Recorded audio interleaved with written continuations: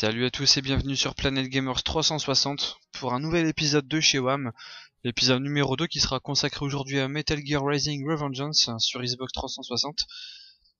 Donc installez-vous confortablement, prenez un petit café. Voilà, on est parti pour découvrir donc ce jeu édité par Konami et développé par Platinum Games. Donc pour ceux qui connaissent un petit peu, ils sont notamment connus pour avoir produit Bayonetta, Vanquish et dernièrement Anarchy Reigns, qui a pas eu un franc succès, on peut le dire.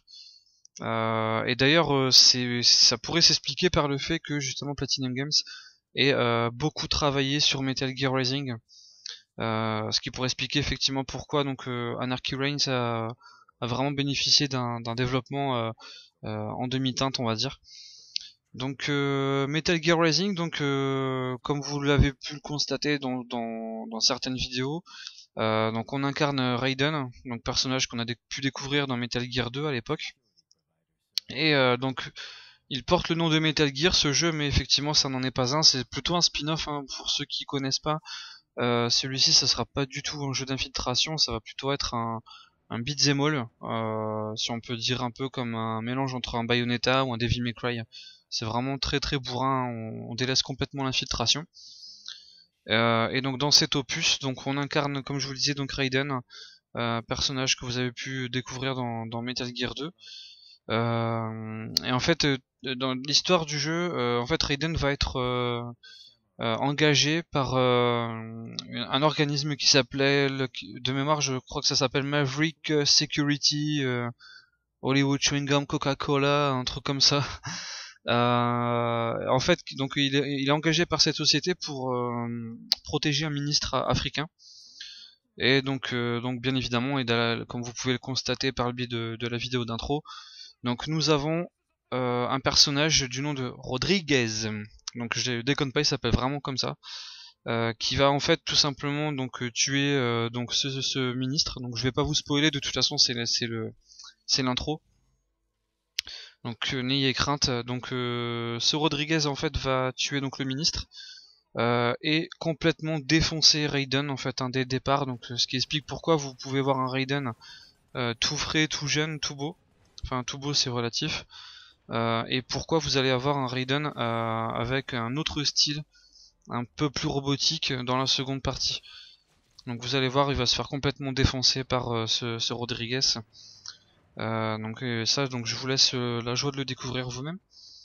Et tout simplement, donc Raiden va vouloir tout simplement retrouver donc l'organisation donc à l'origine de ce meurtre, et surtout accessoirement, je dirais plutôt se venger. Donc dans le jeu, donc on constate vraiment la patte quand même d'Hideo Kojima, que ce soit au niveau de la narration, où on y retrouve tout le temps les mêmes thèmes, hein, les thèmes politiques, les thèmes de conflit, les thèmes de guerre, également de trahison et de jeu de pouvoir en quelque sorte. On retrouve aussi sa patte dans le style, tout simplement, hein. On voit tout de suite que Hideo Kojima a vraiment supervisé donc le développement du jeu. Donc ça reste un spin-off, mais pour autant on a vraiment les bases dans la narration. On a les bases aussi dans le côté un petit peu exagéré dans certaines cinématiques. Enfin même dans toutes, hein, on peut le dire. Et c'est vrai que c'est quand même agréable on se sent dans un univers déjà connu en fait. On part pas justement dans un univers où on est un peu perdu. Là on connaît déjà l'univers de Metal Gear. Et voilà, c'est vraiment pas un spin-off complètement décalé qui n'a rien à voir. C'est vraiment très intéressant de voir que Hideo Kojima a vraiment apporté sa pierre à l'édifice en fait, hein. Donc au niveau du gameplay, donc comme je le disais en début d'émission, donc c'est vraiment un beat'em all, donc basé sur des combos, bien évidemment, hein, c'est le principe même d'un beat'em all. Et surtout, ce qui est super intéressant, c'est, vous allez voir par la suite, c'est le fait de pouvoir par moment donc complètement figer le jeu pour pouvoir tout découper. Je pense que pour beaucoup d'entre vous, vous avez pu le constater par le biais de vidéos, et on avait vu quand même pas mal de possibilités par le biais de démos techniques que Konami donc avait montré furtivement entre deux salons. Et c'est vrai que c'est impressionnant d'avoir un moteur qui permet de gérer le fait de découper tout comme ça en fait. C'est vraiment impressionnant. Et c'est super fandard en plus.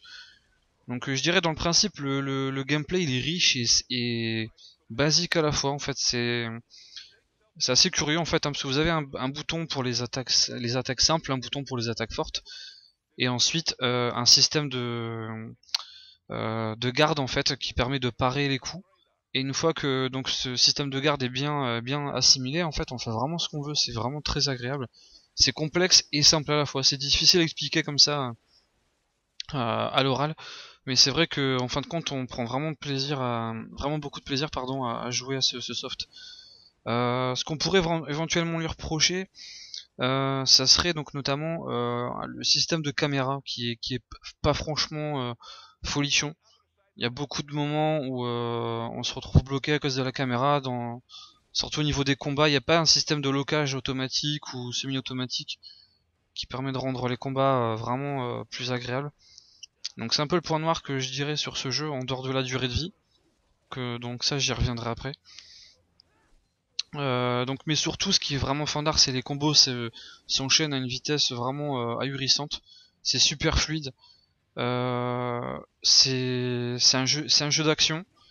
C'est bourrin, mais c'est aussi très technique. Il y a quand même beaucoup de finesse dans le gameplay. Les puristes vont vraiment s'y plaire. Et puis donc là, comme vous pouvez le voir, hein, par rapport à la vidéo qu'on est en train de tourner, donc comme je vous le disais, le système, on peut tout découper. Et c'est vraiment super fandard en fait. Et c'est super gore parce que vous pouvez vraiment découper les mecs dans tous les sens. Les objets également, mais c'est vrai que sur les mecs, c'est vraiment super fandard de les trancher comme ça dans tous les sens.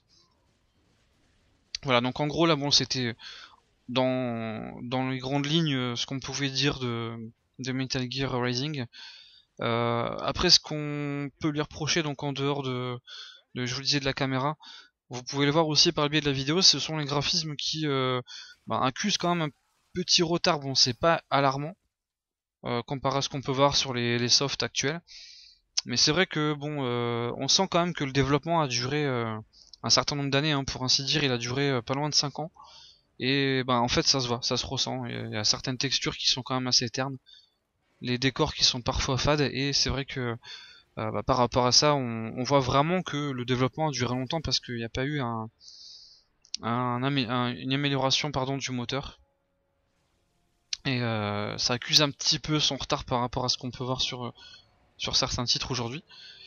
Et surtout, le plus gros point noir du jeu, ça va être la durée de vie en fait. Après, tout dépend de comment vous allez aborder le jeu, comment vous allez assimiler son gameplay, et surtout dans quel mode de difficulté vous allez vous engager en fait. Parce que concrètement, bon, en normal, faut compter pas plus de 7 heures, hein, grosso modo. Pour le faire une première fois, faut compter 7-8 heures de jeu maximum, hein, faut pas compter plus. Après, bien évidemment, vous pouvez décupler cette durée de vie si vous êtes fan de scoring. Donc si vous voulez vraiment du challenge, vous pouvez déjà essayer d'améliorer les missions, les rejouer. Et également partir sur un mode de difficulté beaucoup plus élevé, qui est franchement ahurissant. Je vous dis tout de suite, pour les mecs qui ont l'habitude de faire les beat'em all, je pense qu'ils vont tout de suite se lancer dans le mode difficile. Bon alors je vous le dis tout de suite, il est vraiment retors, hein. C'est abusé par moment. On se prend une claque, même avec un ennemi lambda, on peut se prendre une méga claque. Et je vous raconte même pas par rapport au boss, ça devient vraiment difficile, je dirais à mon sens, hein, ça n'engage que moi. Je trouve même plus difficile qu'un Ninja Gaiden à certains moments. Pourtant on sait que Ninja Gaiden c'est quand même une référence en matière de difficulté, hein, sur ce genre de jeu. Et là honnêtement, je trouve qu'il a trouvé son maître en matière de difficulté. Et là je parle bien sûr uniquement pour le mode difficile, hein. Le mode normal est quand même abordable, même si à certains moments c'est quand même assez chaud. Voilà, donc c'est ce que je voulais vous dire sur ce Metal Gear Rising. Donc là c'était surtout pour vous montrer un petit peu quelques phases de gameplay, vous en parler dans les grandes lignes, et puis donc je reviendrai dessus par le biais d'un test écrit que je publierai donc sur la page d'ici ce week-end, hein. Ça sera publié donc en courant de ce week-end. Et puis donc si vous avez des questions concernant donc le gameplay, la durée de vie, toute autre question, hein, vous n'hésitez pas donc à liker, à commenter, à nous envoyer des messages. N'hésitez pas à nous donner votre avis. Et puis donc j'y reviendrai un peu plus longuement donc par le biais du test écrit, pardon. Voilà, donc je suis content d'avoir retrouvé la rubrique Bienvenue chez WAM, notamment comme vous pouvez le voir, surtout maintenant c'est du HD. Ça rigole plus, en fait on a investi, hein, c'est plus avec la petite caméra à 2 francs 50 qu'on avait pu utiliser pour le test de Hitman Trilogy. Voilà, donc ça fait vraiment plaisir aussi. Et puis donc on se retrouvera prochainement pour un autre épisode de chez WAM, le numéro 3, qui sera très certainement, ça reste à confirmer, mais très certainement consacré au reboot de Tomb Raider, qui serait normalement disponible dans les boutiques samedi prochain. Voilà, donc ravi de vous avoir retrouvé, et puis donc comme je vous le disais, n'hésitez pas à liker, partager la page, mettre vos commentaires, et je vous retrouve bientôt pour un nouvel épisode de Bienvenue chez WAM. Allez, salut, ciao.